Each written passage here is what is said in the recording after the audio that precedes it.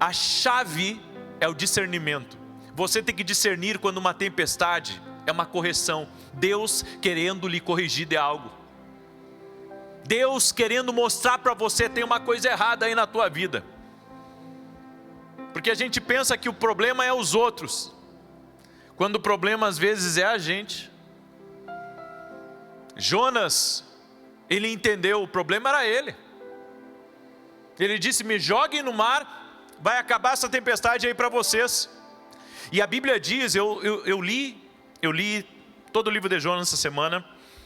A Bíblia diz que aqueles marinheiros fizeram de tudo para não atirar ele no mar.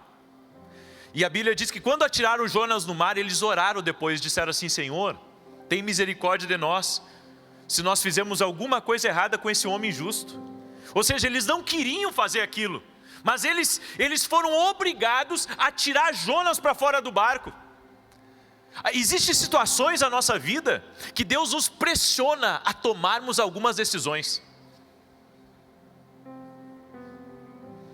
Agora, quer ver mais? O que aconteceu quando ele foi jogado no mar? A Bíblia diz que Deus enviou um grande peixe, não diz que era uma baleia, diz que Deus enviou um grande peixe para engolir a Jonas.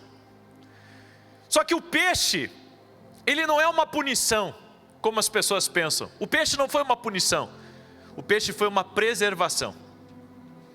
O peixe não foi um castigo, ele foi um Uber divino. O peixe foi um Uber divino. Deus enviou. Deus enviou. Às vezes, o que parece ser o seu pior momento, a escuridão no ventre do peixe, é na verdade Deus te isolando para que você não se destrua no mar.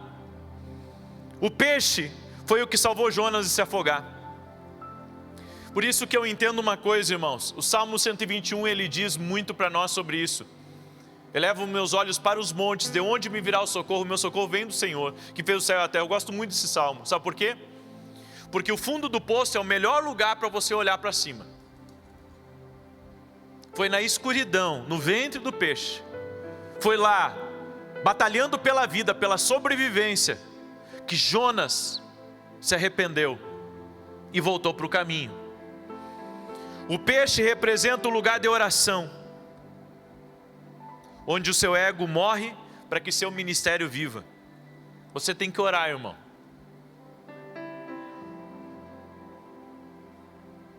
É isso que você precisa orar. Nós nos encontramos em alguns momentos da vida tentando acertar, tentando ter sucesso, tentando resolver as coisas do nosso jeito. Mas é na oração que tudo vai se resolver. É na oração que o nosso ego, ele desinfla. É na oração que a gente começa a ver com clareza. É na oração que Deus te dá ideias disruptivas, que Deus te dá estratégias, é na oração. Às vezes você quer se envolver com uma coisa e Deus diz: eu não quero que você se envolva com isso. Outra coisa que eu aprendo com Jonas é que você precisa identificar o que deve ser jogado no mar. O que fizeram os marinheiros? Quando a tempestade começou, eles começaram a aliviar a carga do navio. A minha pergunta é: qual o peso que tem que sair da tua vida? O que está pesando sobre a tua vida? Uma das coisas que pesa sobre a nossa vida, sabe o que é? São decisões pendentes que a gente não está tomando. Eu não sei como é que pode, eu sou muito rápido. Quem me conhece sabe, eu sou rápido para tomar uma decisão. Eu gosto das coisas rápidas, ligeiras, e se não for assim eu não quero. Porque eu acredito que o que é de Deus, o que não é de Deus, não é de Deus. O que é de Deus flui, o que não é de Deus está sempre emaranhado de problema. Então, os marinheiros tiveram que jogar a carga fora para salvar o navio. Muitas vezes na tempestade, você precisa abrir mão de bagagens, de relacionamentos, de hábitos errados, que estão tornando a tua vida de mais do peso, pesado para flutuar. Eu quero profetizar algo aqui, em nome de Jesus. O Senhor vai te mostrar o que precisa ser retirado da tua vida, o que precisa ser removido da tua vida, em o nome de Jesus Cristo.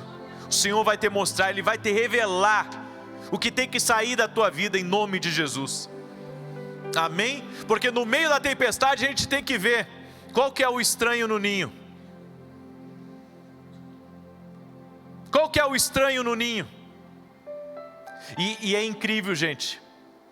Às vezes a gente está passando por algumas tempestades na vida, mas a gente não para analisar que a vida começou a complicar depois que uma pessoa começou a trabalhar com você. Às vezes a vida começa a complicar por uma mudança sua que você fez e que não deveria ter feito. Sabe, o mundo espiritual, ele se movimenta muito rápido. Ele se movimenta muito rápido, foi incrível. No dia do lançamento do podcast, eu vi um movimento no mundo espiritual. No dia que eu lancei o meu podcast. Porque já era para ter lançado esse podcast há muito tempo. Mas eu nunca senti de Deus que era a hora certa. E quando eu lancei, eu vi na hora o mundo espiritual se movimentar. No mesmo dia do lançamento, no mesmo dia. Eu quero que você diga para a pessoa que está do seu lado assim: comece a perceber as movimentações espirituais. Diante disso, eu aprendo com Jonas que Deus também é o Deus da segunda chance, da terceira chance, da centésima chance. Jonas 3:1 diz: e veio a palavra do Senhor a Jonas pela segunda vez. O erro de Jonas não cancelou o plano de Deus, nem na primeira vez, nem na segunda vez. Porque mais tarde, depois de ele ter entregado a palavra a Nínive, a cidade se arrependeu, ele estava aborrecido lá de fora. Aí Deus, tão misericordioso, fez nascer uma boboreira, que fez sombra para ele. E ele ficou feliz com aquela boboreira.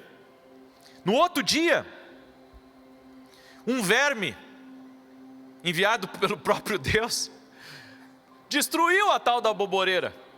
E ele ficou chateado. Deixa eu dizer uma coisa para você. Foi Deus que teve o trabalho de construir aquilo.